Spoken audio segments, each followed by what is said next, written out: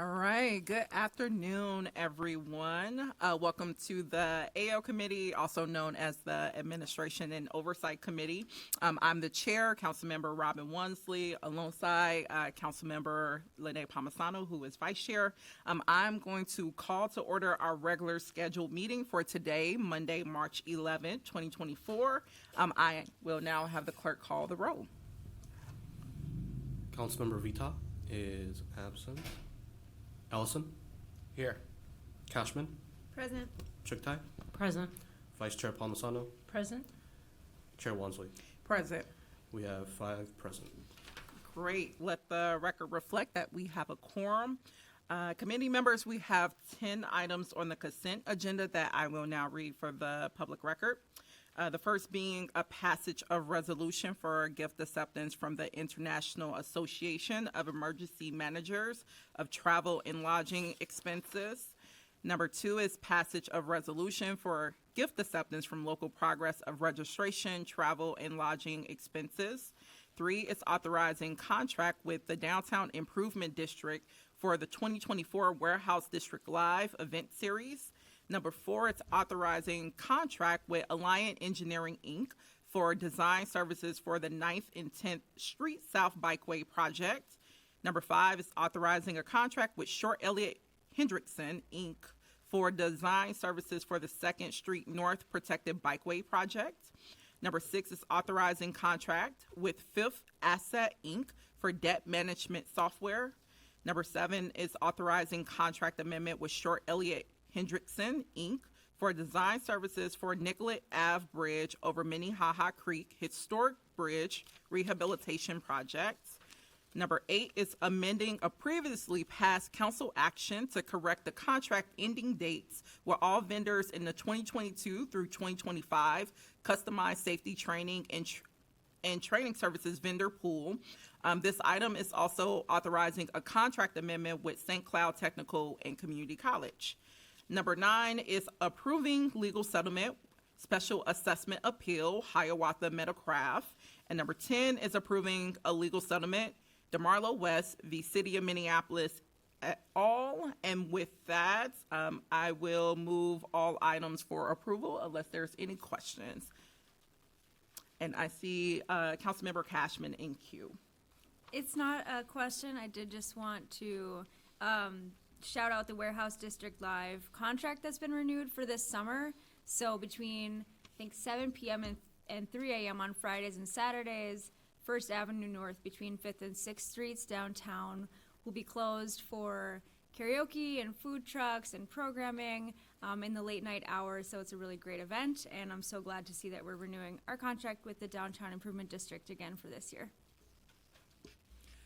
Awesome. Are there any more questions or comments? All right. I'm not sitting any, so I will ask for a vote. Voice call vote. All those in favor say aye. Aye.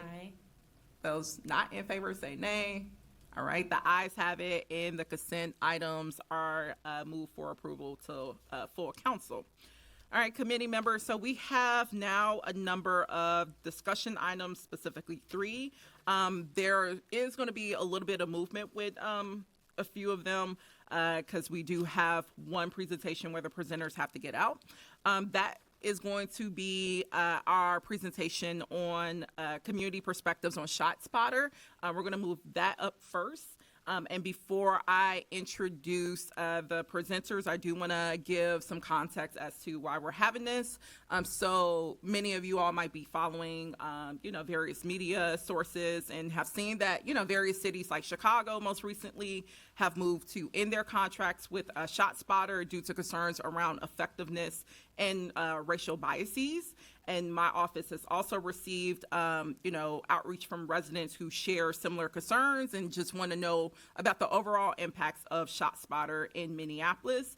I'm grateful that we have a number of local figures who've been actually doing research on this matter and are here today to provide some context and background information with us about ShotSpotter. And we'll continue to have conversations around this in the coming weeks. Also, just just want to reaffirm that, one of our responsibilities in AO is overseeing contract administration and also ensuring that taxpayer dollars are being spent efficiently and in alignment with the intentions outlined in the respective contracts. Additionally, we also want to ensure that every service or program is meaningfully, equitably, and effectively contributing to our system of comprehensive public safety.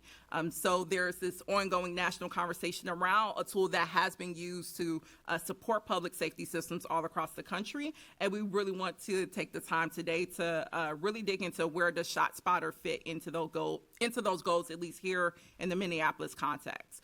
So I'm really excited to hear from our presenters.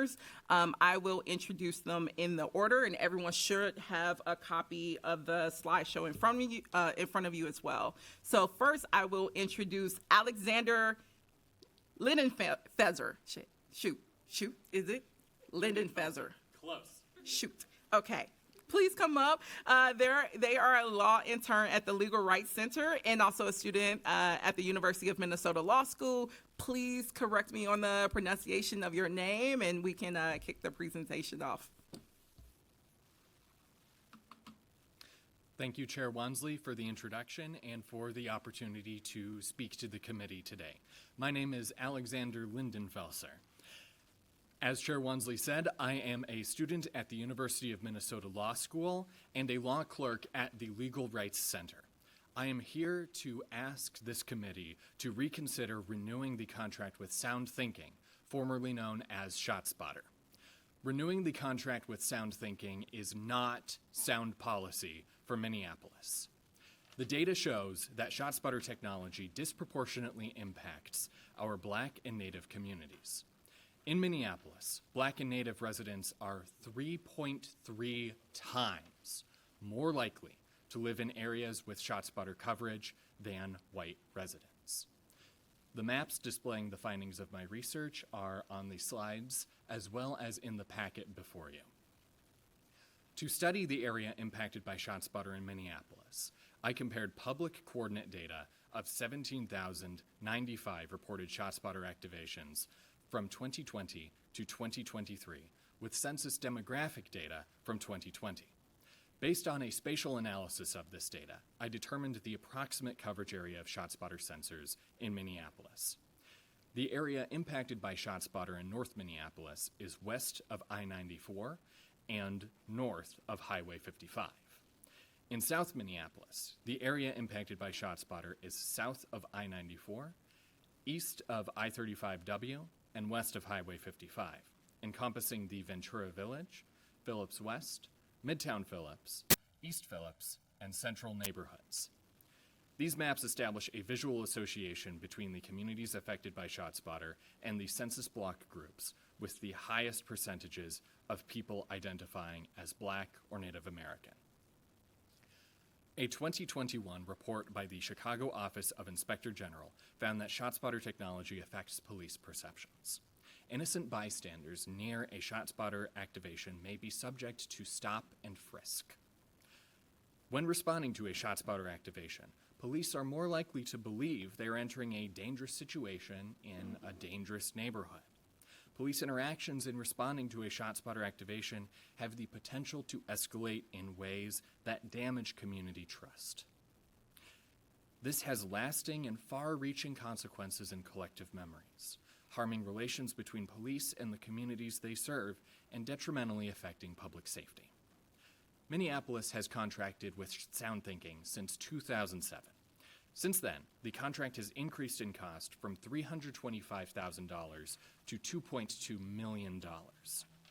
ShotSpotter technology encompasses microphone sensors, a secret algorithm, and human moderation. Sound Thinking claims ShotSpotter can accurately detect a gunshot in as soon as 60 seconds by analyzing a sound wave. But ShotSpotter is susceptible to two types of mistakes. ShotSpotter sensors underreport because they fail to detect all gunfire. ShotSpotter sensors also overreport by confusing noises such as firecrackers, backfiring cars, construction noises, helicopters, and other loud sounds with gunfire. ShotSpotter does not make neighborhoods safer.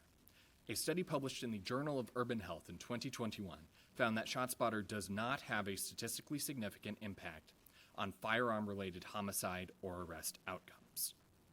Another study published in the Journal of Experimental Criminology in 2020 that analyzed ShotSpotter technology in St. Louis, Missouri, found that ShotSpotter decreased civilian reporting of shots by 30%. The money Minneapolis spends on ShotSpotter could be used to fund effective and restorative public safety programs.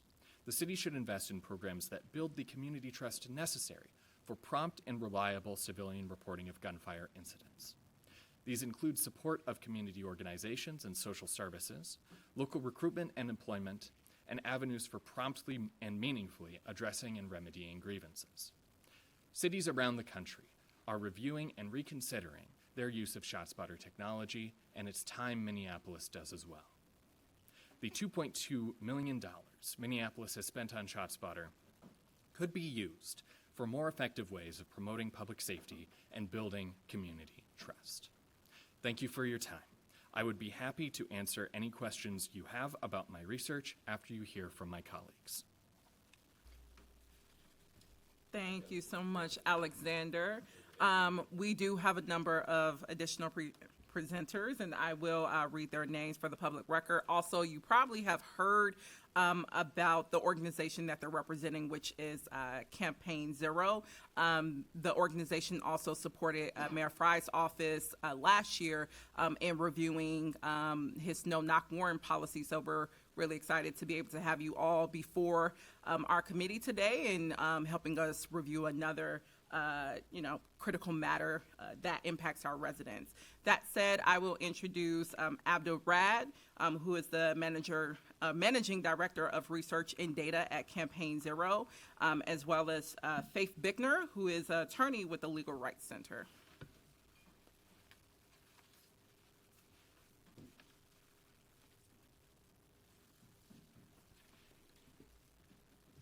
Good afternoon, council people. Thank you, Chair Wansley, for having us here today. My name is Faith Bickner, and I'm a community defense attorney at the Legal Rights Center, which is a nonprofit law firm in South Minneapolis. I'm also formerly a public defender for Hennepin County. So in those roles, I've watched a lot of body cam, probably more footage of the Minneapolis Police Department than I ever really wished to, and time I cannot get back. But in my witnessing of that footage and my experience with thinking deeply about how police respond to our community members, it's my experience that in responding to ShotSpotter notifications, police are being asked to arrive to a scene with the expectation of violence in a way that is deeply problematic given the inconsistency of the technology. Given that 90% of the time, there's no evidence of anyone being harmed or direct gun violence, the fact that police are being dispatched to these sites, guns drawn, ready to engage in violence, leads to more contentious interactions between police and the neighbors who are living in places that are surveilled by this technology. So it's damaging to community trust and further aggravating relationships between people and the police. We all want both our neighbors and the Minneapolis Police Department. I'm sorry, just a quick thing. I'm hearing from the public feedback back here, so if we can just make sure folks in the audience, make sure we can hear the speakers and respect them speaking. Thank you. Please continue. Thank you, Chair Wansley. And I understand that it's contentious because we do want our neighbors to be responded to quickly if they are hurt by gun violence. I myself have lost a family member who was a Native woman to gun violence in South Minneapolis. And the reality is that we do want quick response times, but how we get there is we build public trust so people feel like it's safe for them to call the Minneapolis Police Department, and they feel like if they do dial 911, their friends and relatives and neighbors aren't going to be put in harm's way. And this $2.2 million could be much better spent on rebuilding that community trust in a verifiable, consistent way than in this surveillance technology that the vast majority of the time is just leading to erroneous and deeply escalated police contact that's unnecessary and really harmful. Thank you.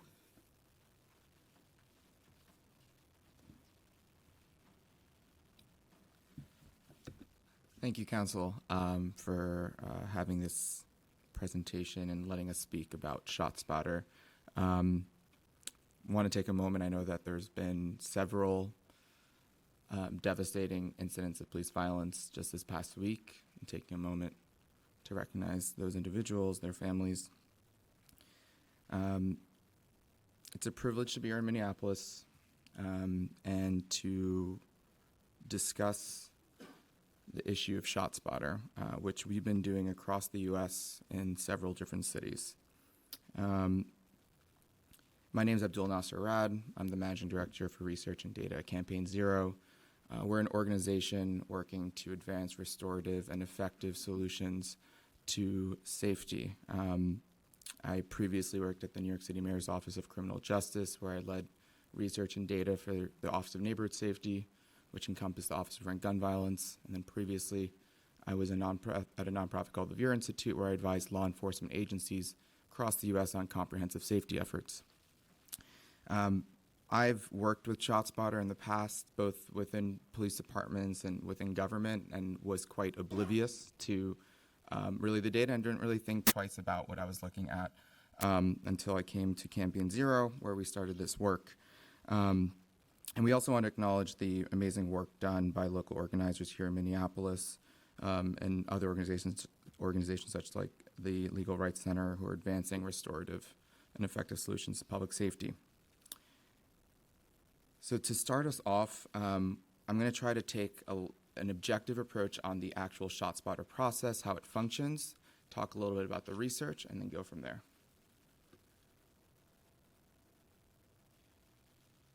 So the research up until really last year was quite mixed. There's been several recent studies in 2023 that has provided a lot of clarity on the research. The National Institute of Justice funded a large evaluation in Chicago, Kansas City, which has provided a lot of clarity around response times, gun violence prevention efforts, and other of the sort. So what we do know is that ShotSpotter has not been found to have an impact on gun violence or gun violence victims. It has not been found to reduce it. There hasn't been a study to date to look at the large scales using quasi-experimental that it's been found to save lives, although we do know that it does increase response time, so whether it's a minimal impact or something else, that's unknown. Third, it has not been found to have an impact on case clearance rates. This is more of an issue around evidence collection, forensics, and these other things that go beyond the scope. ShotSpotter has been found to increase 911 response times for calls for service by residents. It has been found to result in over-policing, false arrests, and heightened interactions, and it has been found to disproportionately be deployed in Black and brown communities. So just going to give you all a quick moment. I'm not going to read this all out, really, but y'all have the slides, and I'm happy to go into this in detail with some questions around the key points. So again, not only does it expand the footprint of policing and cause harm, increase 911 response times, but the unvalidated technology has not been found to have an impact on case clearance and no impact on reducing gun violence or gun victimization. So where is ShotSpotter? ShotSpotter is across the U.S. It's also international. But Minneapolis wouldn't be the first city to get rid of it. Just this last Monday, Durham, North Carolina, after Duke University completed an evaluation of the pilot, decided the council to not renew ShotSpotter. Obviously, you've also heard Councilperson Wansley talk about Chicago, and we've also worked with Dayton and Ohio in the past on the same issues. I'm not going to go a little bit into where ShotSpotter is in Minneapolis since Alexandra just did that. One thing, these are just some things to know. So who owns the data? The city of Minneapolis does not own ShotSpotter data. That is something that they own, and that is something to remember, especially if we're going to be talking about public data and things like that. So how it works, right? ShotSpotter sensors are triggered. It then goes through some algorithms to help distinguish and filter down. Then there's an actual individual who will confirm it's an incident of shots. That then will be sent to, depending on the cities and the municipalities' protocols, to the call center, public safety communications, whatever the case be, and then the dispatch happens. Every city obviously has its own system and how it operationalizes it. So ShotSpotter versus forensic tools. So things we do know is, with forensics tools, we want educational requirements for analysts, certification qualifications, training requirements, proficiency testing, subpoenas and evidence, validation testing. This is not the case for ShotSpotter. Whether this is the reason for why there's no relationship with case clearance, that's a whole other issue. So we're just going to quickly go into the research landscape. This was from Dr. Eric Pisa of Northeastern University, who led the NIJ work, the National Institute of Justice work, is that any arguments that the cancellation of the Chicago ShotSpotter contract occurred within a low research environment are misguided. Regardless of the political motivations, an honest review of the research evidence suggests the decision to cancel ShotSpotter makes sense. And I want to take a moment here. This canceling ShotSpotter is not a no to fighting gun violence. If anything, it is more of a commitment to fighting gun violence because the research has found there has not been a single piece of research finding that it has reduced gun violence. And that's something to keep in mind throughout this. In terms of what this research actually looks like, one looking at research from 1999 to 2016 found that there's no significant impact on firearm-related homicides or arrest outcomes. And then more recently, the NIJ study, GDT is just gun detection technology, did not influence any of the gun violence categories involving confirmed victims. And one thing that is just in the master service agreements with ShotSpotter is that they don't say like we will promise reductions in gun violence. That's not what they claim. That is something that's sort of been assumed by individuals, but that is something that is a thought. So that's why I'm going through why. ShotSpotter technology has not undergone independent testing and validation. This is an important part. They have never allowed for an independent evaluation, going through their false positives, and this creates a serious issue. Even in their service agreement, they say they can't distinguish between fireworks and gunshots. That's what that little snipping is. In terms of case clearance, a recent study in 2023 found that it did not significantly influence the likelihood of evidence collection. So whether, in the case of Houston, one of the council members, a former Houston police investigator, said shell casings provide no actionable intelligence and are useless in court. He added that officers are picking up trash. Study confirms that ShotSpotter does in fact increase 911 response times for residents who call 911. ShotSpotter implementation causes police officers to be dispatched 1 minute slower, 23% increase, and arrive on scene nearly 2 minutes later. These are just some additional, I won't go through each one, but you can go through the cities and you could see a few additional notes on Houston, Chicago, Kansas City. Research investigations find that ShotSpotter has resulted in unfounded deployments, right? So this is the term of an officer showing up and there isn't anything there. Harassment, false arrest, and use of force. We know the case of the false arrest in Chicago with Mr. Michael Williams. Spent a year in jail after a ShotSpotter analyst reclassified a notification from a firework to a gunshot. And that was the only piece of evidence. And then, of course, Faith spoke about the issue of unconstitutional stop and frisk. I have no legal expertise. I will not go into that.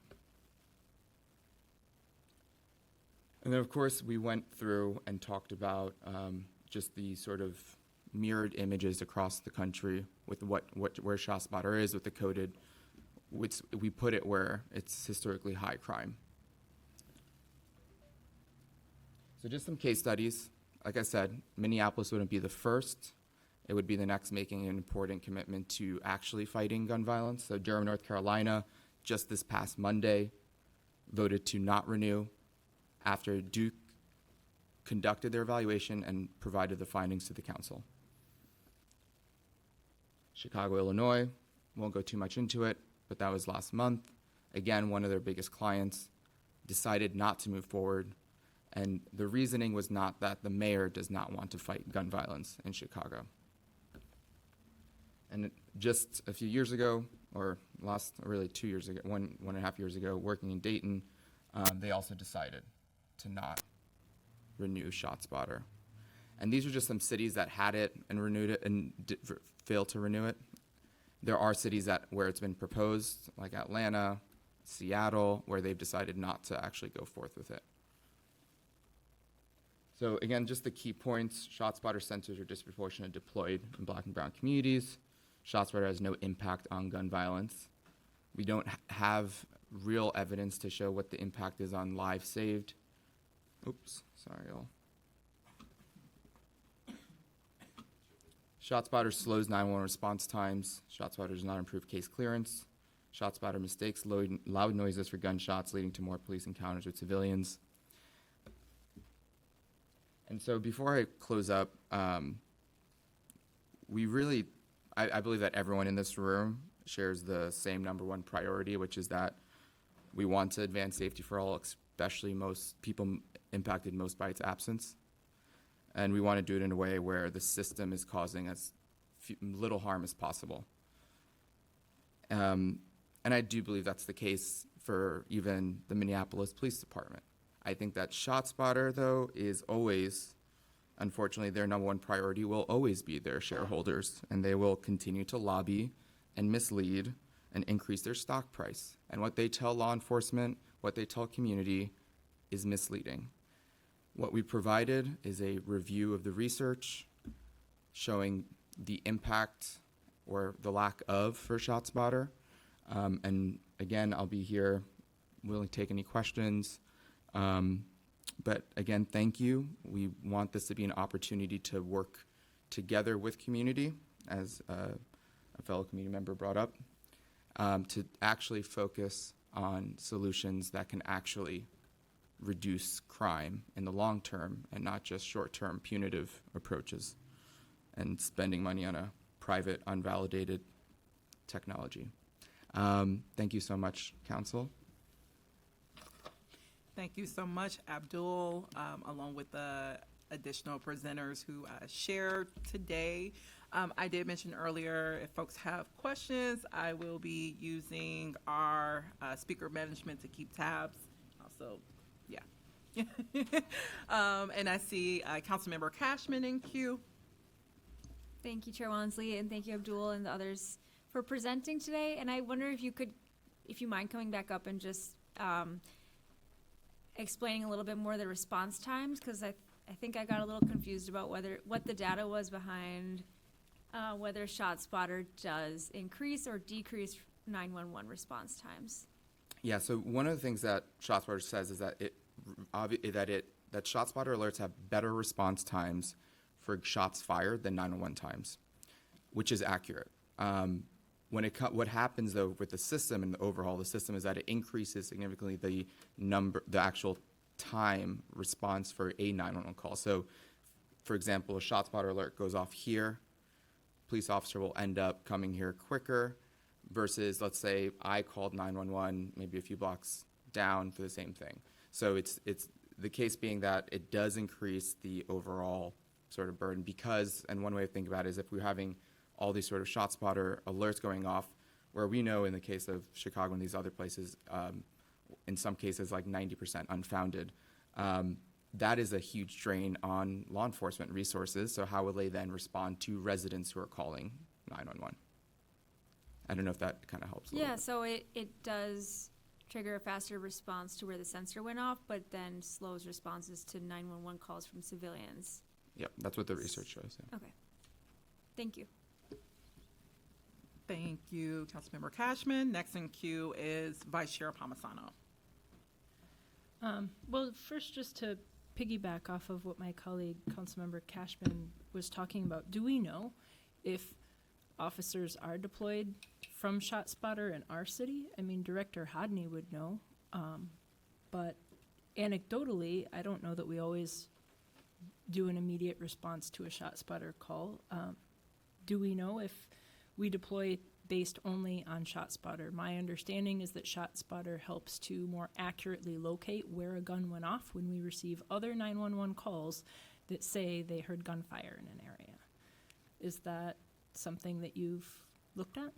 Yeah, so every municipality has their own set of policies, and some of it is private because of confidentiality. So to the chair, to Councilmember Palmisano, that would be something that you would have to inquire with your Public Safety Communications 911 call center around this specificity.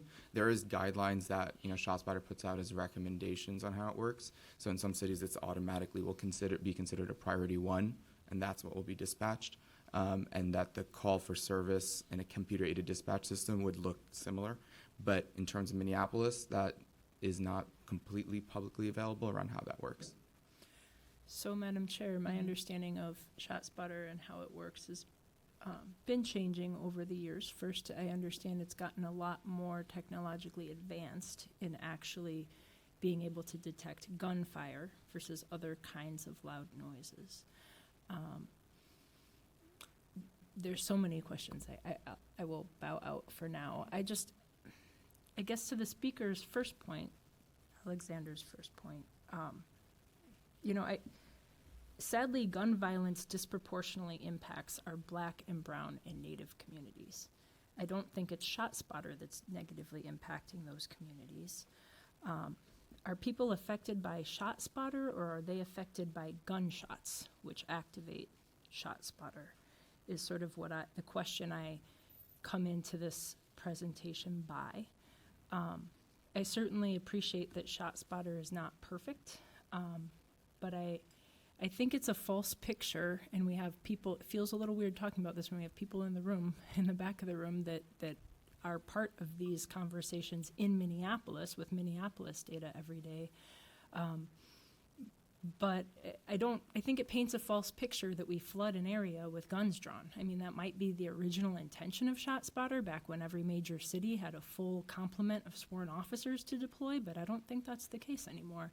And it would be interesting to hear how this technology has maybe enabled us to work smarter with a far reduced set of individuals to deploy. It also would be helpful to see how it interacts with investigations. I've never seen a ShotSpotter technology be used in an investigation, but I've sure seen ShotSpotter technology used to get to a victim of a gunshot wound faster. So I'm sorry, I don't, this feels a lot more like an advocacy presentation and not an unbiased informational presentation that I'm accustomed to receiving at City Council. Before you respond, let me just provide some clarity on things. Vice Chair, you were at the agenda setting, and I believe I articulated there that I know you are new to probably the reiteration of POGO, but we have had presentations from community members and external experts to shed light and additional information on existing enterprise, matters that impact our residents. So as I highlighted last Wednesday, this is not unprecedented. You can have your interpretation that this is advocacy, but as also I highlighted, these are entities like the Legal Rights Center who do phenomenal work in our communities, along with Campaign Zero, that worked with Mayor Fry directly to review our own no-knock warrant policies that actually, as previous chair of POGO, Councilmember Ellison helped to bring that to light very early in 2022, I believe. So again, not our first time having Campaign Zero come before this iteration of, this committee. But you're more than happy to, reserve your interpretations of what this is about. But thank you all for being here to shed light, per usual, from a, external expertise lens. Is it okay if I respond, Chair? To the Chair, through the Chair, Councilmember Palmisano, I appreciate the skepticism. My background, I'm doing my PhD at the University of Oxford. My background is doing social science research.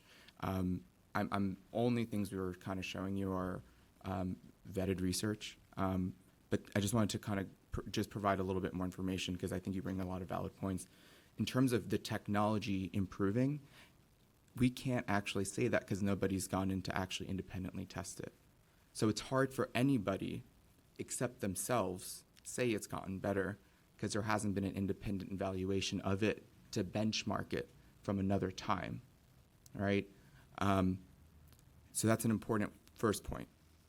Second, in terms of the gun, in terms of your point around like how it was originally deployed, I'll be honest, I'm ignorant to when it was started and how it was recommended in the mid-90s when it first started in Oakland. But in terms of what's happening with gunshots is that it's creating a significant resource drain, and this is not what we're talking about specifically because we believe in restorative effective solutions, public safety. But let's say I came from a law enforcement perspective. This is creating an unnecessary drain on law enforcement response to where we know descriptively across several cities, 90% of incidents where they're unfounded. And we're talking thousands of alerts. So that's the second point. And finally, on case clearance, and this is actually, before I go into case clearance, because one thing that ShotSpotter will cite when it comes to independent evaluations is this Edgeworth Analytics, this, quote, independent audit of the ShotSpotter system. What we found is that it relies on clients reporting these potential errors to ShotSpotter, right? And so over a 6-month period from January 2020 to June 2021, the Chicago PD reported 0 false positives. Even though we know in cities much smaller, we see hundreds of false positives. So there are significant concerns. Now, finally, and just remember, this is a publicly traded company. On case clearance, to your point, I agree. If we want to find better evidence, and it's a tool, but what we do see in the research is that it did not even impact the likelihood of case clearance. Council member, through the chair to the council member. So I know those are the 3 points, and they're very valid, and it shows that you're very much committed to advancing public safety in the city. I just want to be very clear that research is not, these are in journals, in peer-reviewed journals. They're National Institute of Justice funded. I understand if it comes off as an advocacy org approach, but like I said, I used to work within and advising law enforcement agencies, and also when I was within government. I didn't bat an eyelash at the ShotSpotter data, my own ignorance. After having to actually review all the research, I started to realize it doesn't do anything. But it is a great selling piece, and it really does great on playing off fear and narratives of fear. Madam Chair. Yes, and I also want to recognize too, after your comment, it seems like Alexander also wants to speak. Sure. So I want to also acknowledge you talk about false positives, and this is not just about getting to victims of gun violence, but let's appreciate who victims actually are in gun violence. When Councilmember Cunningham was part of the council, and a lot of gun violence and activity moved further northwest, I believe, in Ward 4. He lobbied, I believe successfully, at the very end of a budget cycle, Councilmember Ellison was there, to try and get an additional ShotSpotter active in kind of a new geography of his community, because the data that we are able to collect when we track gun violence is really important. If I don't see, I guess, it's hard for me to see a ShotSpotter, something that is detecting gunshots, as being anything but reactive. But if we are being smart and using data, if we know where this activity is, we could use things like GVI better than we have before. It is really important to understand that gun violence is trauma. So when we are seeing a propensity of shots going off in certain communities, this is trauma. We've heard so many people stand up here and talk about the kids that have to live in these communities of trauma, and we have to pick up those casings. So when we go and deploy, maybe it's not police, maybe it's reg services, but they have to get those casings off the streets, because people need casings collected. Shells in an environment are traumatic. I am sort of surprised, and I hope we have an opportunity, Madam Chair, if you would, to invite the people in the very back of the room, who I see the longest serving lieutenant that I've ever known, Lieutenant Zimmerman back there, of homicide. I see Inspector Adams, I see our chief, I see others who really could maybe give a Minneapolis sense as to how we are using this technology, because I don't think this technology is used the same way it was in the 90s, and I don't think this technology is being used consistently from Dayton, Ohio to Minneapolis. Thank you. And then just in response to that, I know Vice Chair Palmisano, last Wednesday, you actually inquired at agenda setting, whether or not we would be putting staff, kind of on guard to respond to whatever came up from the presentation. I know that was a concern of yours, and I affirmed at that moment that this would not be the space where staff will have to come and, present counter or have to defend themselves. So I recall that being a concern of yours. So as of now, I do not think we have to invite staff up at this moment. In regards to that, I'm more than happy to work with you to have them come present at another AO meeting in response to questions that you have or the information that was presented here. Madam Chair, with all due respect, they also didn't have the presentation available in time during agenda setting last week, so I didn't even see what was being presented or know deeply about the topic being presented. I would think, since the chief and others are here in the back of the room, that they would be offered an opportunity to just react, not to give a full, not to rebut, but just to react and maybe respond to questions that we have about how ShotSpotter might be used a little differently, or what they see the value is of this technology in our home community fully. And I appreciate your idea of if we were to have an actual report, and maybe Director Hodney to help us understand how ShotSpotter gets deployed in our community. That was a complete slide and something that the presenter referred back to. I think it would be really important if we're talking to Minneapolis, and since this is a public meeting with information being shared, that we're being as accurate as possible, and we have these people here that have showed up. I appreciate, and I very much appreciated how you ran agenda setting and in affirming that this would not be a way to put city attorney or MPD staff on the spot. And that's exactly what I intend to do. And as you somewhat highlighted, I do want to note for the public record that our clerks did work to make sure that all the materials that you sent over were publicly available way prior to today's meeting. So there was access to this information to the public along with the presentation. Thank you all for making sure we received that information.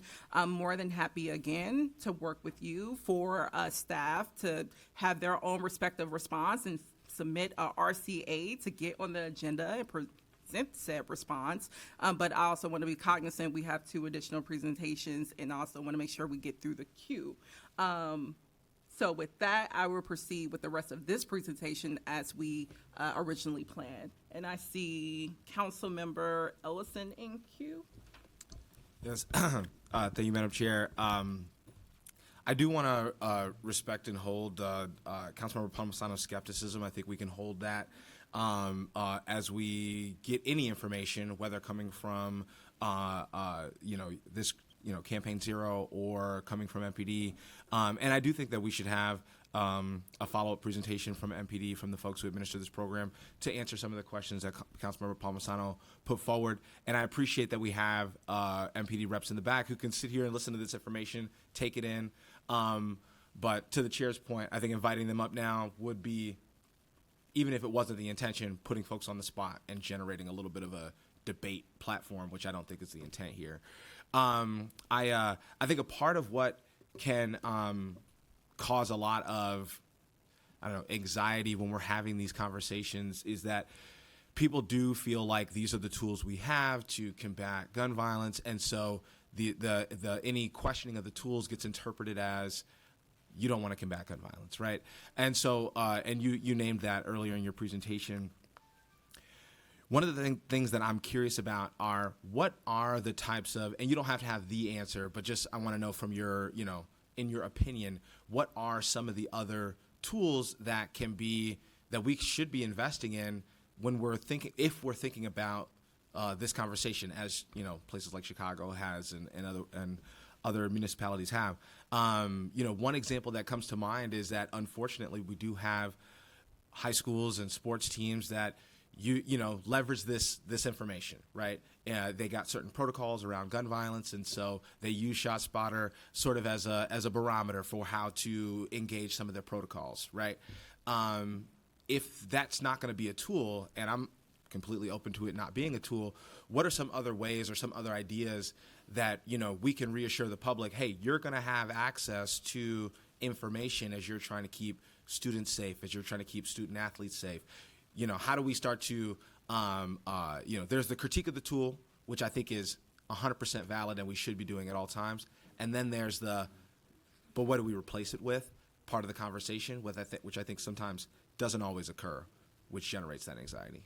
Yeah, and if I could just, I'll provide some alternatives, and then also the first, and just the word tool seems like it's something useful. And I think it's interesting because I also used it as that way before, not today.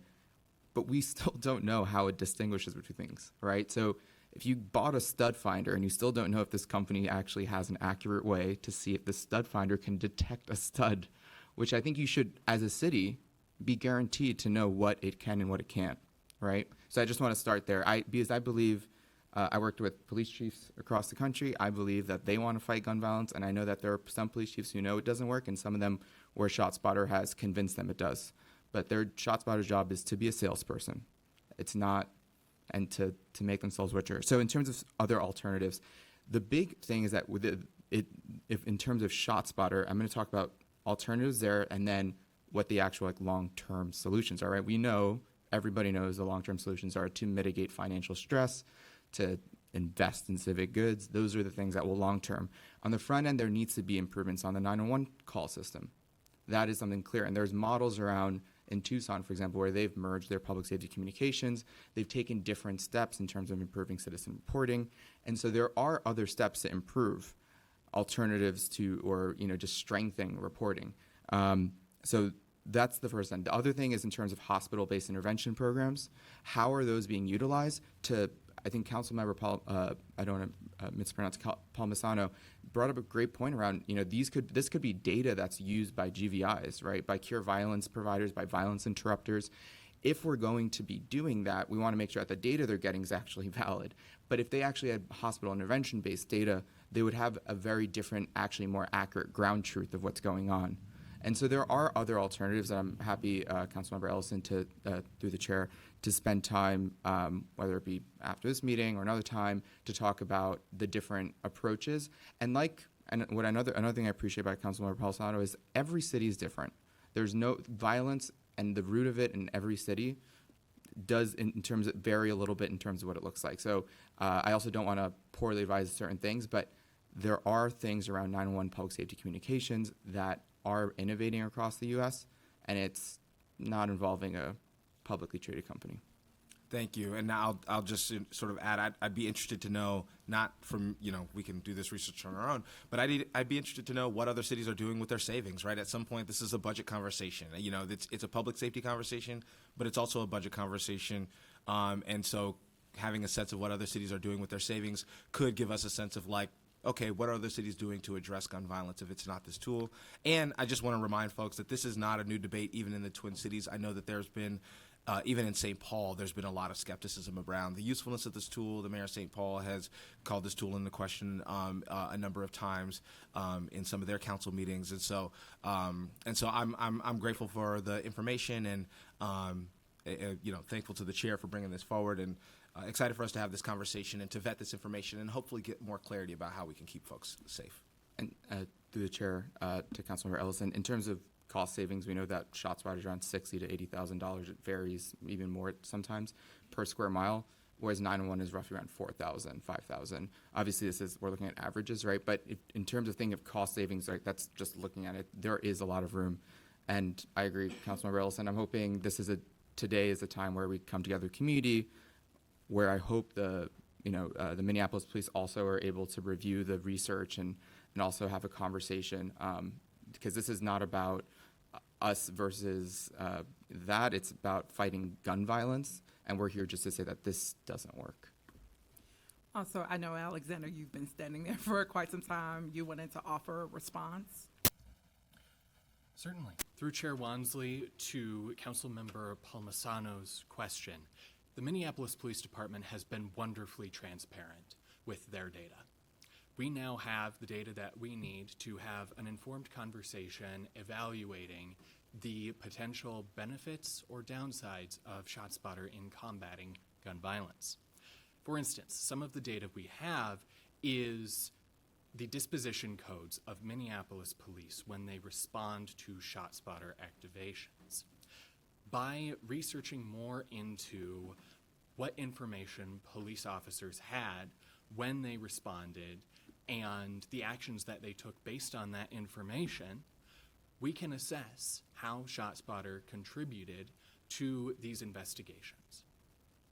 Additionally, We need more research in order to evaluate ShotSpotter's impact on gun violence in Minneapolis.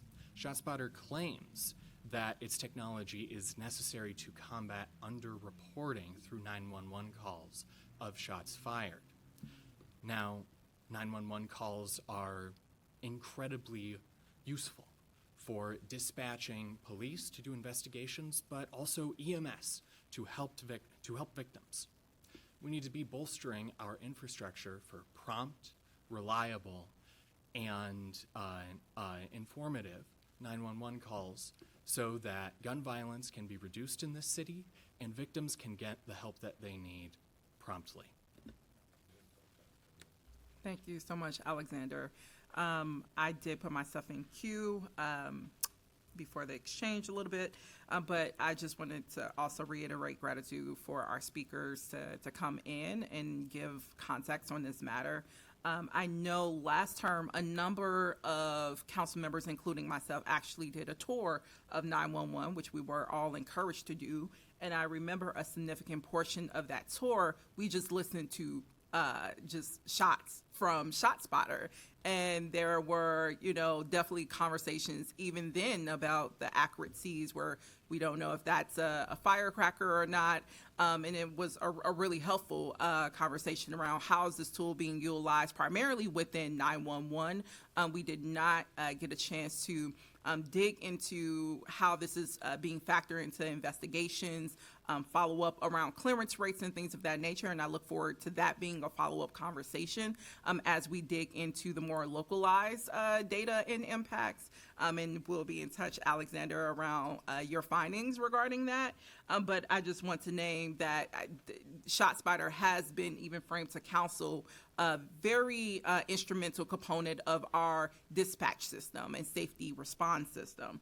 And in regards to the GVI comment around how ShotSpotter can be used to mitigate gun violence intervention in very specific areas across our city, I want to flag that we're actually having a presentation from our neighborhood safety department this Wednesday in the Public Health and Safety Committee around exactly that. What is our GVI methods, an update on that work? How are we being intentional around our practices and ensuring that we're doing gun violence interventions in the communities that are most in need. So I'm really looking forward to receiving more information about that from the director of Neighborhood Safety Department. I encourage my colleagues to also tune into that presentation as well as the public, and hopefully that will give us some more context. And you also mentioned, Abdul, the hospital-based program. We also supposed to have that as a component of our existing services under Neighborhood Safety Department. So it'll be actually good to know where do we stand in regards to that program. We're actually one of the few cities in the country under our Cure Violence model that had the big three of a hospital program, the GVI, violence interrupters. So technically we're supposed to have all of these systems in existence, and it'll be good to know a status report on where we're at and how is that helping us actually reach historic levels of decreases in violent crime across the city, including homicide. So I'm really excited to hear that presentation. That's not happening far away. That's literally happening on Wednesday. And I'm really excited to hear from staff there. So I just wanted to provide some of that feedback of we actually have some follow up on the points that you raised in the next 48 hours. But with that, I do know we have a number of additional presentations, so I will take one last glance at the queue. Vice Chair Palmisano, was that something, were you back in queue? Okay, Vice Chair Palmisano. Thank you. First, I wanted to comment briefly on the idea of a stud finder. I myself have an absolutely worthless stud finder at home that makes it impossible to hang up anything that should be weight bearing. But I'm not sure I would make that metaphor to the technology of ShotSpotter. I'm afraid that if we aren't tracking shots fired, we can only track people shot in our community.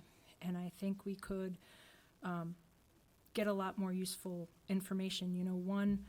One thing that I think ShotSpotter is used for is to be able to accurately pinpoint the time that a gun went off in a community and not have to watch several hours of, say, surveillance footage through different cameras, but be able to watch 10 minutes worth of footage. And that certainly would save time on the investigations ends of different crimes. I think this presentation is an interesting look. I think we should relook at tools that we use and we have over time. And my mind has changed on different tools that we use and different methods of policing over time. And we need to evolve that way. But I also think this presentation causes a great deal of anxiety in our city, and I would like to invite up a representative from MPD, I don't know which one, to simply give a sense of the context here and maybe what they would like to come prepared for to present. I have zero questions for them, but I'm curious what they think about this. I, like everybody here, I think, is committed to getting gun violence out of every single neighborhood across our city. But I do hope that you aren't shutting down city leadership that showed up here today to watch this presentation firsthand and might want to stand and opine on this briefly, Madam Chair.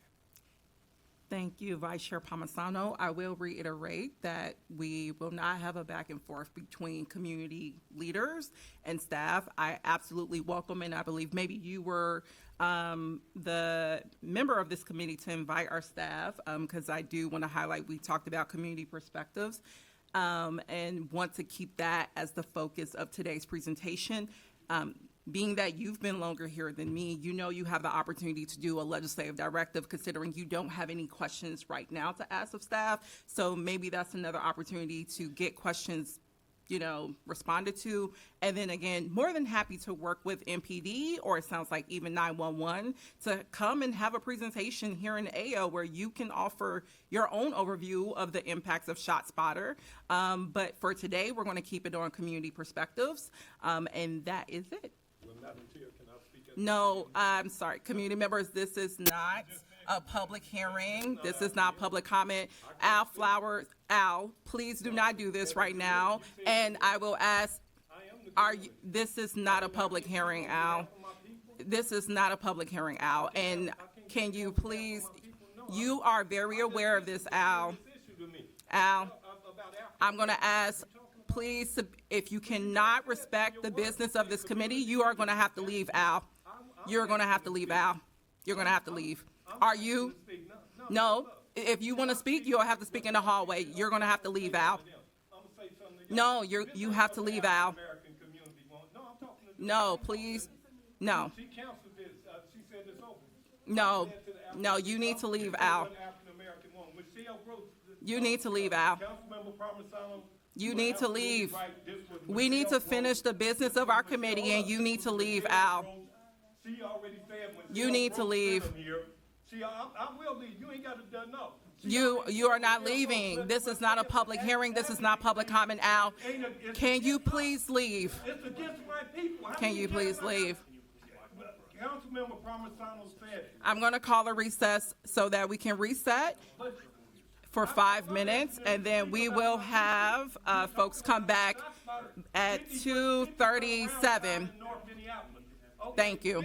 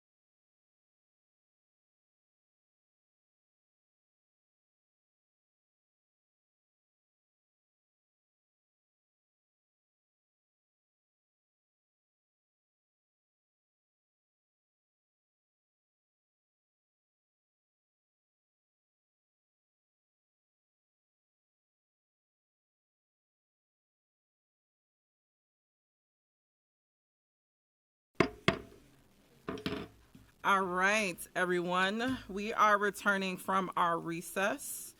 We are going to move on to the next agenda item, which is going to be an overview of the administration and enterprise oversight work plan.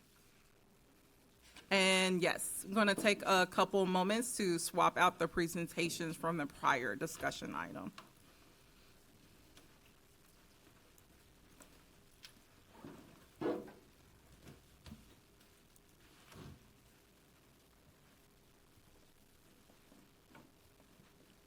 And then everyone should have received a copy of our work plan in front of you.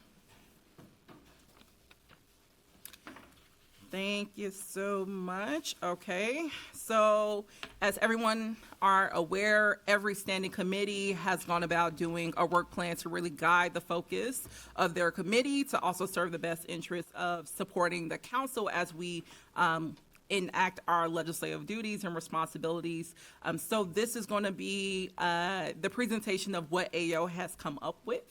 So just to ground, again, why we are doing this and the goals of it. So the first is to guide the administration's and the enterprise, also AO, committees work during our 2024 and 2025 term. It's also to make sure that we're focusing our time and efforts as committee members on democratically agreed upon goals and priorities, really getting to that shared focus space amongst ourselves. And then the third is, again, to support committee leadership to best serve the council and the public. And then lastly, and most importantly, I would say, is to increase public engagement, transparency, and accountability. And then we can go to the next slide. I'm not going to read. This is a really extensive just package of text, but this just overviews the scope of authority within the AO committee to, include our oversight and legislative kind of focuses around items like procurement, immigration and refugee affairs, social justice, gender equity. So just want to make sure we ground, our work in what is within our authority, and the priorities that I'll overview shortly fits within those guidelines. And then we can move to the next slide. So we also wanted to take the time to really figure out what are some of the core values that are driving our work in this specific committee. And then I, will go over the 5 that we came up with. One being transparency, because we know when it comes to administration, enterprise oversight, people really want to make sure that they can trust their local government and also have a venue for holding their elected officials accountable when making, their decisions.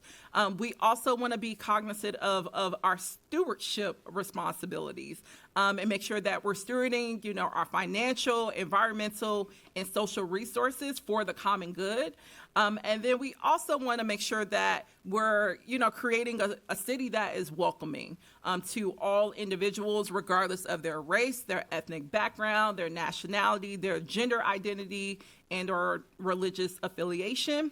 We also strive for excellence. We want to achieve the best outcomes so that we're delivering the highest quality services to our residents who deserve the best, and to make sure that we are proactive and forward thinking in how we reach that goal. And it actually is in alignment with our presentation after this from performance management and innovation. And then also, most importantly, we want to make sure our work is grounded in equity.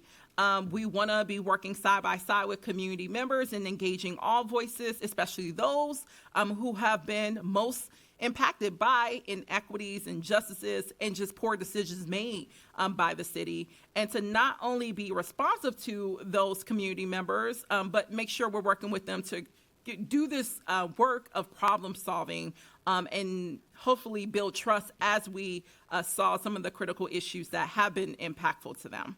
And then we can go to the next slide. So just how did we get to this process again, knowing that all the standing committees are engaging in this process? Council leadership at the beginning of the term expressed very clear expectations and support for all committees and the chairs of those committees to advance work plans. In light of that, I sent out emails to all 13 council members and invited them to share their ideas about what they would like to have included in terms of issues and priorities into our 2024-2025 work plan. And I want to highlight again that the product that is before you is really a reflection of that democratic process and reflective of the submissions that were made to us. Also, this has come up again in discussions of prior work plans. This is not a conclusive document. Just like every legislative product, it's a living document. It's a blueprint to help guide our work, but it's one that is nimble. It's meant to be flexible. It's meant to be responsive to, pressing issues. But we do want to have, again, a blueprint that we can say, this is what we're going to aim to accomplish during our term, so the public can trace what we've been able to do within this committee and within the council at large. And then we can go to the next. So as I mentioned, reached out to all 13 council members, and these are the priorities that were submitted. There was a focus on 311, which many of you are aware. Just our last AO cycle, we had a great presentation from 311 overviewing their work and goals for the rest of this year. There is the priority to make sure that we are a city that ensures accessibility for every single resident, that we're also an age-friendly city. This is already an adopted position by the city, but we want to make sure that we're doing work that strengthens our dedication to that. We also have a priority around community engagement and strengthening how we're doing the work of collaborating with our residents in the problem solving that needs to happen in our legislative work. There's also a priority around data practices and information governance, very much related to the presentation that we just even heard around ShotSpotter, around cognizant of data sharing practices, and what guardrails are in place to make sure that we're protecting the public's data. Another focus of our work this term will be around elections and democracy. We know a healthy democracy is very important to functionality of local government and also around building trust with our residents. In alignment with that, a priority of ours will also be good governance. People want to make sure when they, they're going to receive the highest quality services from the city enterprise and know that shady things are not happening. So we're going to make sure that we prioritize our work around good governance. And then we've even started work on this component of human resources and workforce with the legislative directive that both I and Councilmember Koski brought forward, where we're going to be examining trends around attrition and really digging deep into how do we improve retention and recruitment amongst all of our respective departments, because we know staffing challenges is something that is impacting the enterprise as a whole. Also, concerning internal workplace culture is also a dynamic that's impacting our enterprise as a whole and has been impactful to our ability to both recruit and retain. So we'll be digging deep into that. Another focus of ours in alignment with our scope of authority is LGBTQIA plus equity. So making sure that, again, if we're going to have a city that's welcoming for all, how are we making sure, residents, regardless of their gender identities, their sexual identities, that they are going to have what they need here, and what policies or funding measures we need to be looking at if there are gaps that does not make that a reality for this particular constituency. In alignment with the presentation that we're going to receive shortly, another priority of this committee will be performance management and evaluation. Again, how are we tracking that we're providing excellent services to our residents, that we are reaching that excellent benchmark across all of our services for every single resident. So we'll be hearing a little bit more about how we're going to start to do that work from a presentation from PMI in a couple of minutes. And then another priority of our work will be diving into procurement practices. Again, this is how we, engage in contracts. Again, related to ShotSpotter, we just have that of, making sure our contracts are in alignment with our values and our goals. And I'm really excited to see this be a priority on our work plan. And then last, but certainly not least, racial equity. Again, we know equity is a big component and value of our work on this committee and as a city, but also knowing we have not done a great job in addressing racism in our city. So much so we had to declare racism as a public health emergency. So we want to make sure that our work is guided from an anti-racist analysis, and I'm really excited to share that in the coming weeks. We're going to have presentations from REIB, which is our Racial Equity, Inclusion, and Belonging Department. That's going to offer us some information on how we're going to start to move that work forward too, from a performance management standpoint and in all sorts of other ways. So we're going to be digging deep into that. And then we can go into the next slide. So next steps is today. We have the work plan in front of us that we can, dig deep into, discuss. Council members prior to legislative process are more than welcome to bring amendments if there's things that are missing, and then ultimately approve the work plan and forward it to full council. From that, committee leadership, which includes myself and Vice Chair Palmisano, will go about orchestrating presentations around the topics highlighted, those priorities highlighted in our work plan. And then we're going to work very collaboratively with each other and all of our colleagues to make sure that these priorities have significant advancement throughout the 2024 and 2025 term. Because again, we want the public to be able to trace that we did things. We did a multitude of things that actually enrich our city and our local government by the end of this term.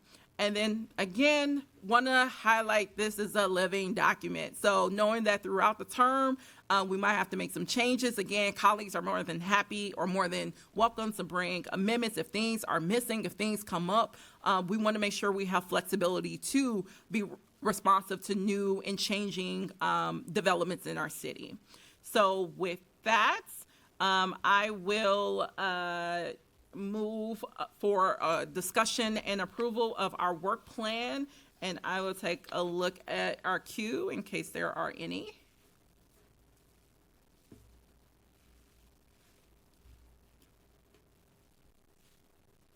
All right, last call.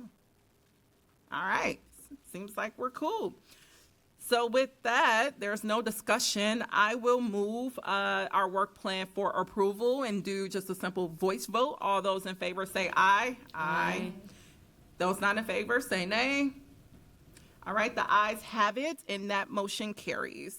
All right, we are going to move on to our last item for discussion. Again, PMI, Performance Management and Innovation. They're going to give a brief presentation about the work that they're excited to lead this term and making sure, again, we're providing excellent services and that there's, benchmarks in which we're tracking the success of our services and programs. So with that, I invite Director Harsbergen? Yeah, Harsbergen, yes. Harsbergen. I've been struggling with names today. But thank you so much, and I'll kick it over to you. Oh, great. Thank you, Chair Wansley, Committee. Thank you so much for having me here today. My name is Kira Harsbergen. I'm the Director of Performance Management and Innovation. Really excited to talk with you about where we're heading and sort of the role that PMI is excited to play in supporting the enterprise. At our core, what do? We co-create to launch creative, inclusive, outcome-based ideas. Key to our work, I think very much aligned with the priorities that you just went over, is really seeking to improve the quality of life for everyone who lives, works, visits, and plays in the city of Minneapolis.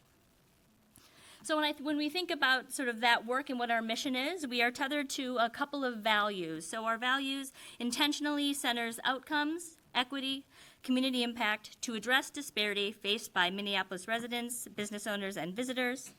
As we move the department forward, these four values will serve as the foundation that we continue to co-create meaningful outcomes across the enterprise to ensure long-term sustainability and impact.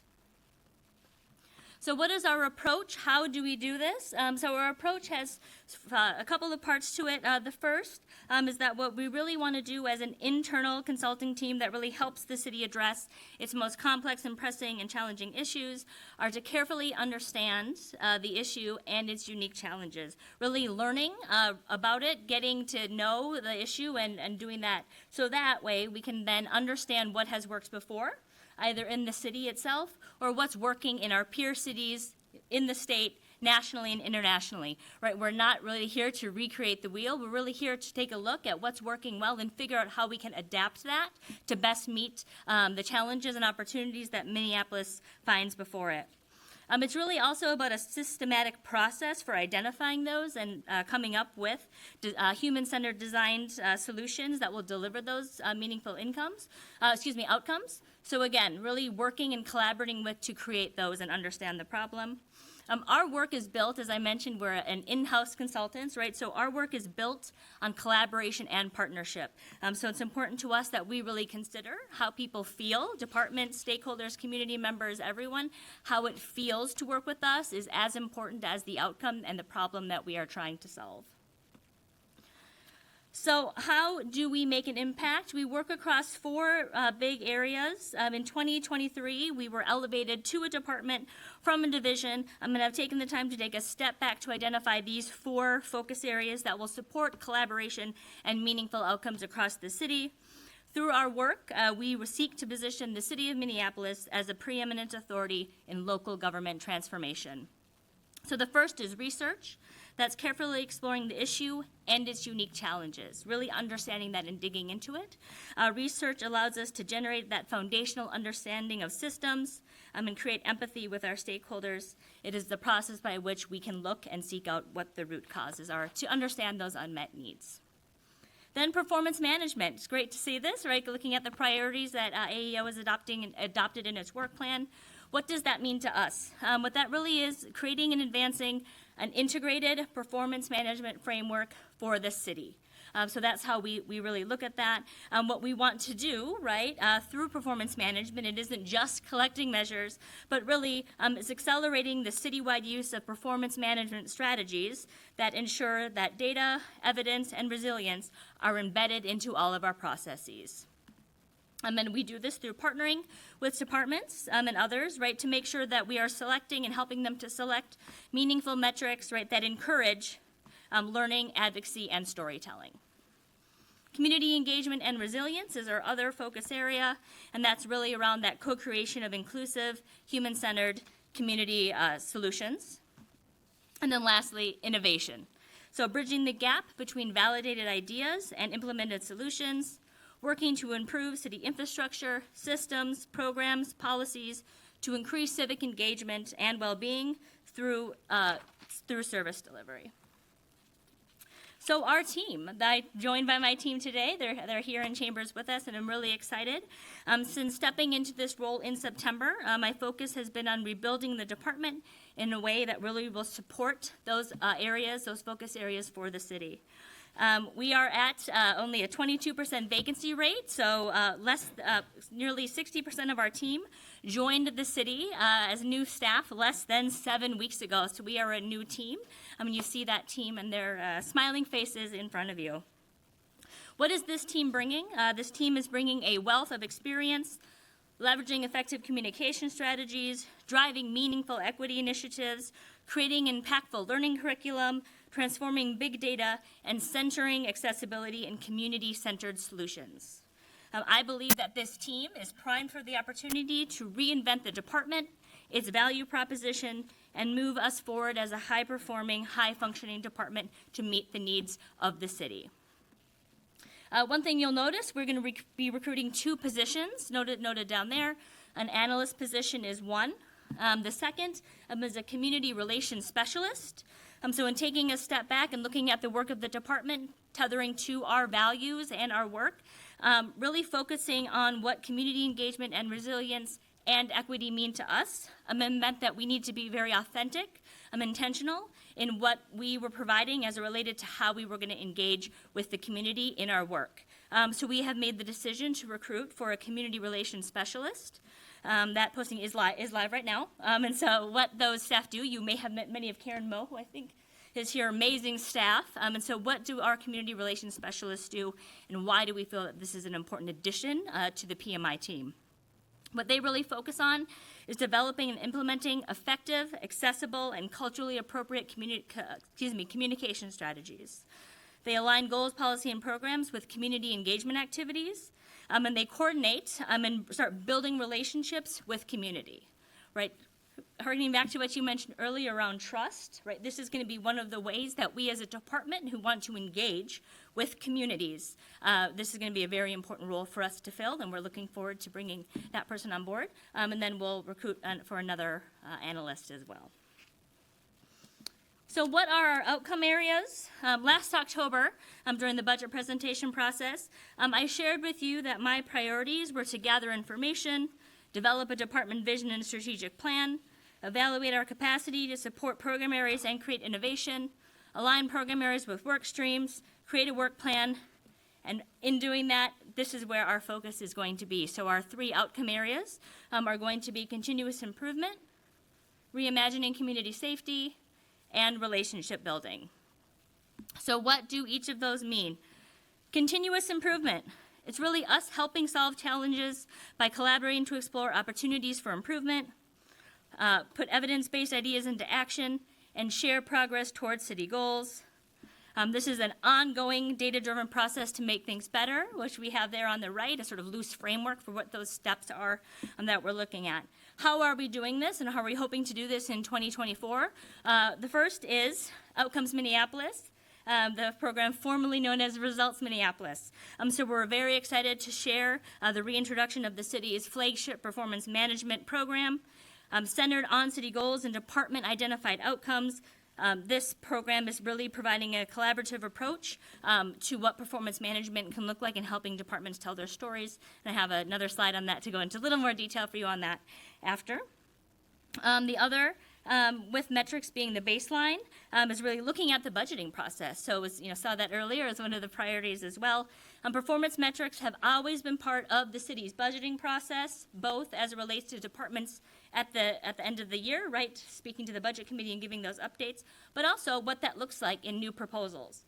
So we're excited to support departments as they go through that process, both updating their metrics from the performance management framework and also providing the opportunity to help them identify what could be something compelling as they write those proposals. Because, the budget proposals have that section at the end that really talks about the metrics, right? How are we going to know that this is helping solve the problems, right, that it's intending? So we're really excited about working in partnership with the budget office and departments to provide that support to them. Also, in concert with the Office of Community Safety's Design and Implementation team, they are launching, as part of that work, a finance work group. And so we are interested in understanding the potential for performance-based contracting. This is conceptual, very conceptual right now, but it comes from the Safe and Thriving Communities report. Part of one of the memos that was provided to the body last fall about what that work may look like and where performance management and innovation was called out specifically by Dr. Oftali. This is one of those areas that we would be interested in considering, again, depending on resources, capacity, and the high-level strategy of OCS. And it also, again, goes beyond that. It's sort of not just a standalone. And then also, we believe that the investigate and adjust portions that you see here in continuous improvement are really an opportunity for growth. Historically, our focus has been on identifying measures and sometimes collecting the data, but really investigating it to find out how things are going, what are areas for deeper examination, and then working collaboratively with departments to understand what changes could be made to better meet outcomes are 2 areas that we're excited about leaning into around continuous improvement. And what it really does through that and that evaluation component really promotes the use of high-quality, equity-focused evaluations. It provides a more comprehensive and educated, informed recommendations that may help support change. And we very much see this being in partnership with the Audit Department and Race, Equity, Inclusion, and Belonging. So, Outcomes Minneapolis launched very, very recently. Again, the city's flagship performance management program. We're really excited about its ability to demonstrate the critical impact of the services provided to residents, business owners, and other community members in Minneapolis. What it takes is an outcomes focus. So really looking at city goals and then understanding from the department level where they are interested and what they believe are those key performance indicators that really best tell the story of their work. It's really supporting departments and telling their stories. I think, we as city employees, right, don't do a lot to toot our own horns, right? So what are the great things that we are doing and can demonstrate through data? Are we able to recognize what's working well? And then are there opportunities for action? So there's the 4 steps listed there. So it's a different framework. How did we redesign it? What we did is we took a look at past iterations, right? Performance management is not new in the city of Minneapolis. The city has been doing it through a more formalized process since 2006. So we really wanted to look at what's gone well, right? And looked at what the city had been doing. Listen to internal feedback. What are departments saying? The audit report provided some information prior to, I believe in 2020, and so sort of what is that feedback that we're hearing internally about areas for growth? Looking at national leaders. We are not the first city, right, to undertake performance management, want to be transparent, want to share that information with the public. What are national leaders doing right now in the area? And then also, what are some of those performance management frameworks, right, that they're using? So that's what went into the redesign for us to be launching that. We are excited to say that we are piloting the first 2 phases, engage and align with city departments. So have had about 5 departments express interest in wanting to learn more. So we are excited about doing that. It will be iterative, so we're hoping to take that feedback from the pilots and incorporate it into the version that will be released to the enterprise. We are hoping to release that next month and start scheduling at least those first Why Performance Management Matters presentations. So our second outcome area is reimagining community safety. In 2020, city leadership connected with Dr. Antonio Oftali to start the process of forecasting a vision for safety beyond policing. Released in 2023, the Safe and Thriving Communities Report aims to promote safer communities through recommendations that bolster preventive services, responsive services, and develop restorative services. The Safe and Thriving Communities Report is part of a larger ecosystem. Those efforts began in the city, probably before, but formalized in 2019 through a legislative directive where the city began looking and identified a series of pilots. What's exciting is really that was the springboard for much of the work, right, that is now being led by OCS's design and implementation team. And this is really creating that new model. In partnership, we're really excited to support the work that you see here, much of it, again, called out specifically in the Safe and Thriving Communities reports, and the other, looking at those community safety pilots that we are beginning conversations with the 3 that were paused. I spoke with you about those during the budget conversations, but really understand sort of, is there still a need? And if there is, what could it look like? I think that data, is from 2019. So what we're very excited about is the sole source contract that the council approved last winter, and really partnering with the policing project to gather information on community engagement. The scope of work, which was shared with the council as well, was really taking a look at what are those assets that the city has that can be leveraged, what are some of those resource gaps, and then what are opportunities to identify other pilots. So we're very excited to continue that work with the policing project and really dig into reimagining community safety through some of these projects and activities listed here. Our last outcome area is relationship building. We and PMI are conveners and collaborators, so building relationships, building trust, really working across departments to bring people together and find those through lines is something that is going to be critical to our success and the city's success. Breaking down those silos and really figuring out what it looks like to work in these areas together. The first area is the data collaborative. This would be supporting IT in its unified community to create something that will be critical to us. So what does that look like? To bring together, to build up this group of analysts, right, all those using the data across the enterprise so we all have a firm understanding of what that is, and to build those relationships as we've seen. Data is coming from all sources. It's not just a department. So we really want to, again, build those relationships and support IT with the data collaborative.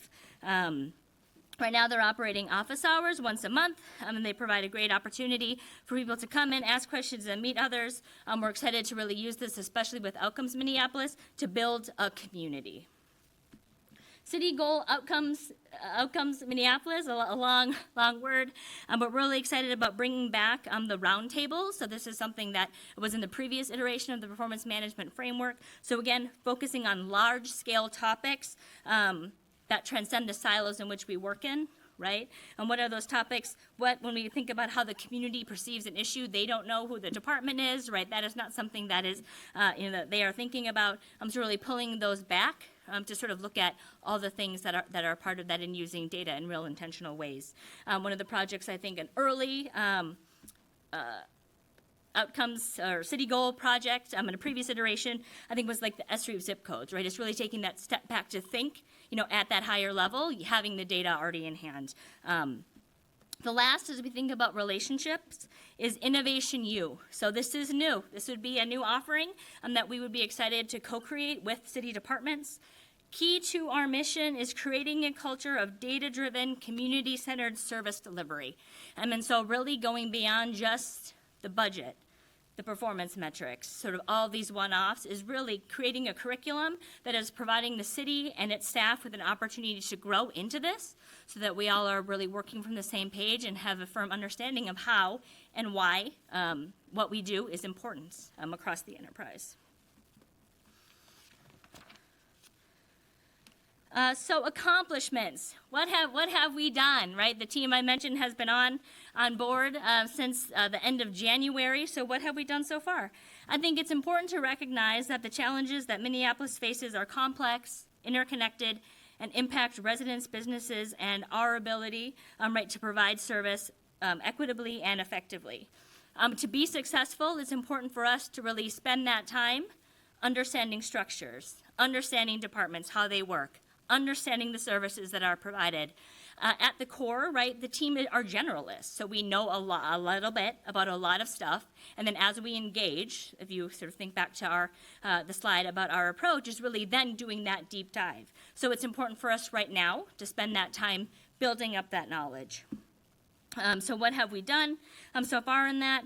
To gain that understanding, we've spent time doing informational interviews, have met with the project teams who were part of those 3 pilots, the traffic control late night shift, the embedded social workers in the 911 precincts, and what it looked like for the project team that moved some non-emergency calls from 911 to 311. So really understanding, like, what has the city done? What was the experience, right? And what could it look like? And how would it feel, right, to work with a new team? So really building those relationships. And we've also, the team, right, engaging in onboarding, the required city trainings. Us as a group really talking about what are those job success factors and work expectations. Learning from the city clerk's office about data practices, right? What are our obligations and all this information and data that we're gonna have so we have a firm understanding of that.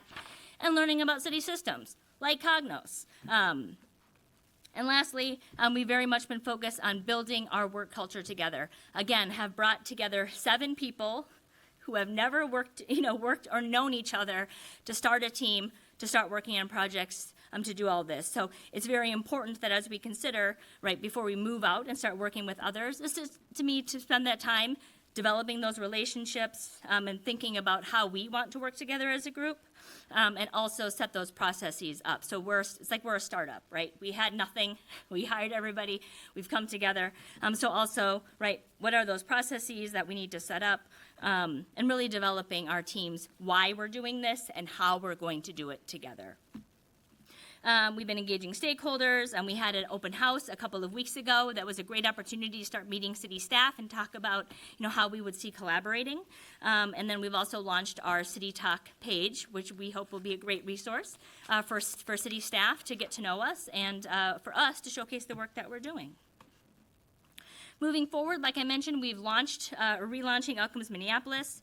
We're connecting with the paused community safety pilots, and there are new problems to be solved. It's really great that departments are reaching out, asking us to help them, and so we're starting to develop a little wait list, if you will, right, of departments who want to work with us on projects, and that is, for me, right, a great place for us to be at here with, again, 7 weeks for the majority of the team being on board. So department milestones, right, so the last sort of thing I'll go over was great to see the work plan milestones as well, and I think I would echo that sentiment that this is also, right, our living document. We have been together for 7 weeks. I still think it is important, right, as we think about where we want to be, right, in the next 2 years, right, how all of our work is interconnected. What are those stretch goals? Like, I love stretch goals. What is it? Shoot for this moon, you'll land in the stars, right? And really attacking those BHAGs, right? Those big, hairy, audacious goals.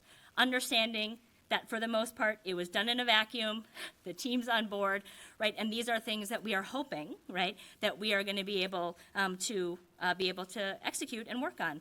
And then life will get in the way. So it's just that acknowledgement, right? That we're shooting, right? Shooting for the moon. So here's I won't read through them. Essentially, is what I talked about on the previous slides. But this is the plan as they are all, sort of connected. We'll be adaptable. We will iterate, and I think we're excited about the innovation to bring in the relationships to build with the city departments. Connecting with us, as I mentioned, we have our City Talk page up. And so we're going to be building that out as a resource for city staff to start just getting different material. So stay tuned. We're going to be building that up. And then lastly, innovation and bold ideas may change, and we're very excited about stepping into that and collaborating with the city. Awesome. Thank you so much, Director, for that presentation. I will take a look at the queue, and I see Council Vice President in for a question. Sorry, I said Council Vice President. Thank you, Madam Chair. Director, really appreciate this presentation. Congratulations on onboarding a new team and bringing in so many new people. I know the work of building your team's new culture and getting everyone onboarded is very timely, and a lot of that actually does fall on you as the leader of this department. So want to just congratulate you on getting your team onboarded and started at our city. As you were going through your presentation, I think something that caught my attention and want to name here, and you can choose to, either take that as just feedback, or if you want to respond to it, I would really welcome that. Hearing about, performance and evaluation metrics as a part of our budgeting process, which is something that I find to be very interesting, and something that I want to see integrated in a far more meaningful way than what we do right now. So, for example, like you mentioned, when we have change items or proposals for new spending, we as a part of those, we see evaluation metrics and things like that included in those. And each new spending proposal comes along with, here's the problem here's the need that we see in the community. Here's how this proposal seeks to address that need, and here's how we believe we'll know whether it worked. And I think that's a really important part, or a step in the right direction of data-driven budgeting and metrics-based budgeting. But I think where I see the thread missing is, we don't actually measure whether those goals and metrics worked by the time we're looking at the next budget cycle, right? New spending, if it's ongoing, just becomes a part of the current service level budget, and we don't close the loop of, is this spending to address this issue actually working? Is it the accurate or correct way of going about it? Do we need to make some changes, invest in something different? What did we learn? And so as your department grows and as you continue your work with other departments across the enterprise, I think something I would love to work with you on more closely is how we make sure those performance metrics are a part of all of our budgeting, and how are we measuring new proposals and evaluating whether the intent was met by the spending before integration into the current service level budget as one form of data-driven decision making, but then also looking at at each department's current service level budget and saying, like, what are the outcomes you're trying to get to? How are you measuring that?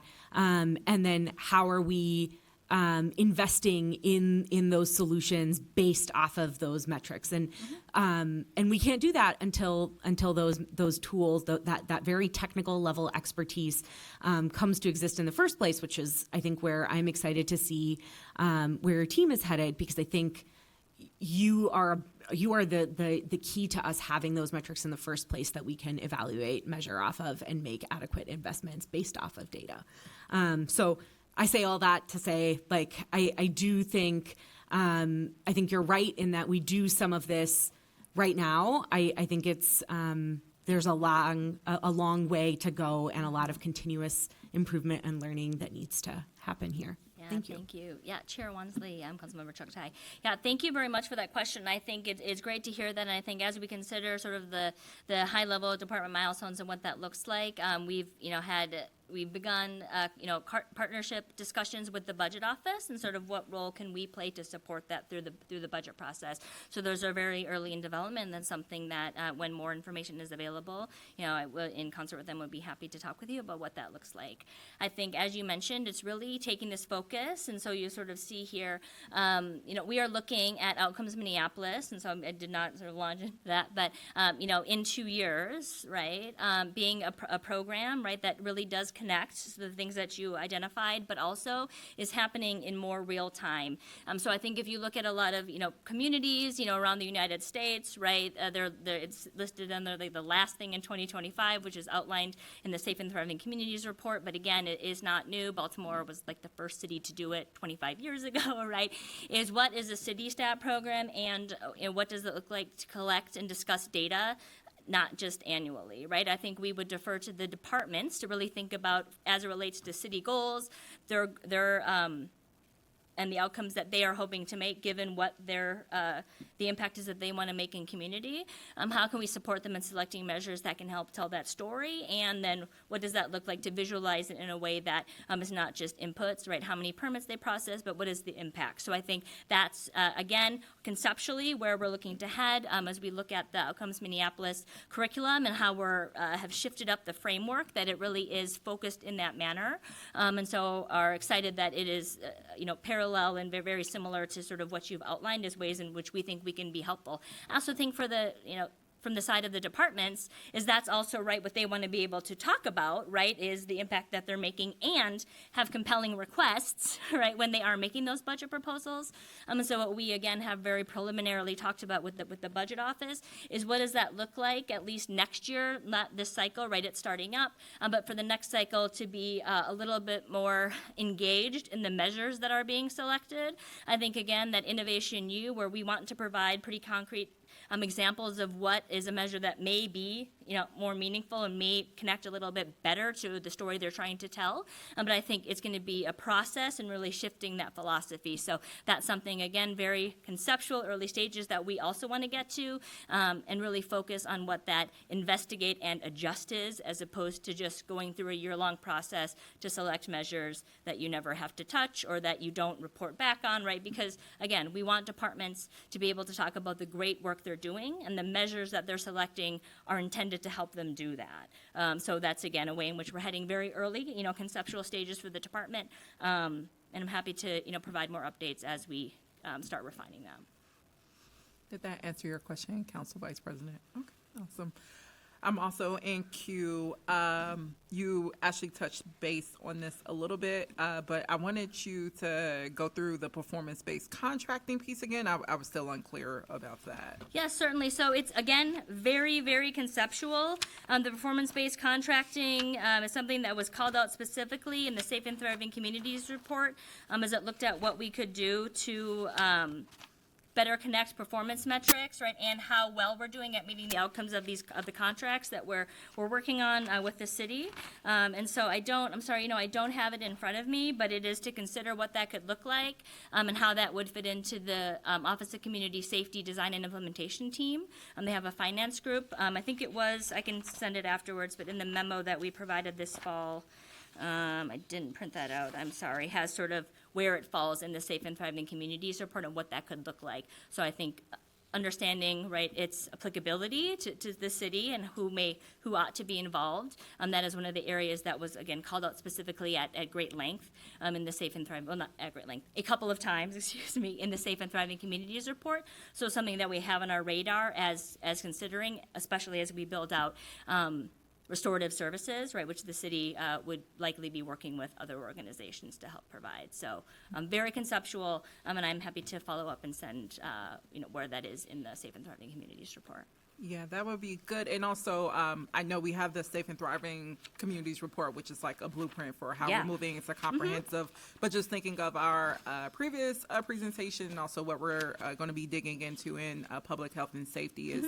also how does this relate to existing blueprints like cure violence, some of our national standards that's guiding the work of our gun violence intervention programs, violence interruptions. So, and knowing that a lot of those services are contractual as well. So do you have any understanding if there's going to be incorporation of that in addition to the Safe and Thriving Communities report? Yeah, thank you, Chair Wansley, for that question. I think that, yes, I think it is bigger than just the Safe and Thriving Communities report. It goes beyond just that. And so what is the high-level strategy and what is the capacity of the organization and the enterprise as we consider what applying that sort of philosophy could look like?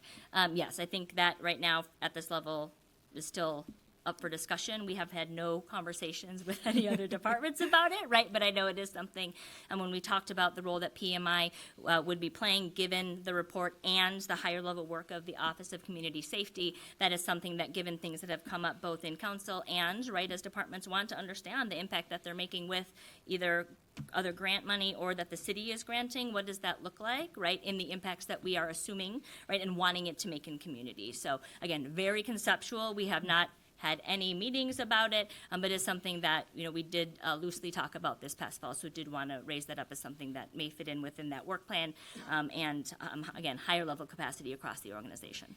Awesome. And then next question, Granta, I know we're going to have REIB come and present to committee in a couple of weeks around SREAP and Truth and Reconciliation, but you did mention SREAP, so very interested to know how PMI will relate to SREAP and knowing like tracking data that's supposed to be happening across all departments in terms of like SREAP. Everyone is supposed to be, factor into that plan. Yeah, Chair Wansley, thank you for that question. I, again, would defer to the experts in REIB. I think we are there to play a supporting role. I think they have a great team on board, one of whom I know has a lot of experience in performance management and is very interested in identifying relevant and appropriate metrics. So I think we're there to provide that support, and I do apologize for the confusion. I did bring up the SREAP zip codes in thinking about what was a city goal meeting. So sort of talking about race equity in the earlier times. That was one of the things that came up, I believe, as did creating the Office of REIB. So it was meant as an illustrative example of how it is something that, right, that was something that impacted the whole city and how fundamentally we, want to think about that. So I would say we are here to support REIB and to really, support them in that work as they move that forward.